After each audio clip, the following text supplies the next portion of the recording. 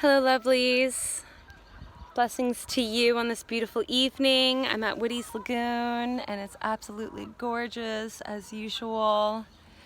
I'm just on my walk and chatting out loud with God, and just wanted to share something. For me, I was given this gift by the universe of some extra money from my tax income that was unexpected, and it happened to be pretty well the same amount of this course that a friend is offering that I was looking at, and it kind of serendipitously happened at the same time. And so I've signed up for this course, and for me, like, it's a big chunk of change, you know, and that can feel really scary, but I am just doing my best to like just give it up and just surrender and trust, you know. But it's hard not to feel like, oh my gosh, I've been in poverty, I have this extra money, like it's stupid to spend it, like what happens if nothing comes of the course, or what happens if, you know, right after, during, like my car breaks down and I need another car and I don't have the money, or like what if the government,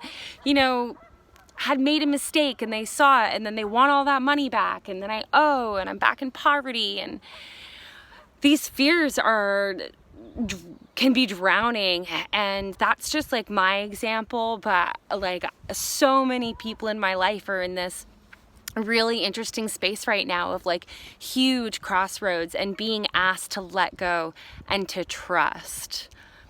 And it's terrifying. It's terrifying to trust the unknown, to have faith in the process and just believe in yourself and believe that it'll work out, you know, and yet that's what we're being called to do.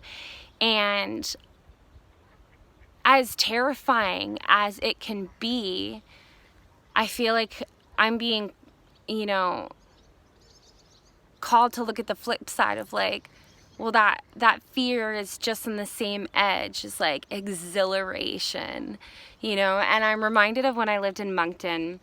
I used to take my bike after work. I'd finish work and take my bike down to the marsh with Oka and go for a bike ride in the dark at the marsh. And it's not like I have excellent night vision or anything like that. And I would be biking on the path and you could barely see the difference between the gravel path and like just marsh, like going right into the waters. And I'd be pedaling and feeling that wind on my face and just asking like, okay, owl, give me your sight. Okay, bat, like give me your what is it, sonar or echolocation or whatever it is they use, you know? And it was terrifying and exhilarating, and I didn't know if I was just gonna bike right off the path and into a tree and into the marsh, you know. And I did it anyway, and I did it like enough, you know. And I just really wanted to share that because I feel like what an amazing anecdote or metaphor or whatever that it is, like the space that we're going for in life right now, you know. And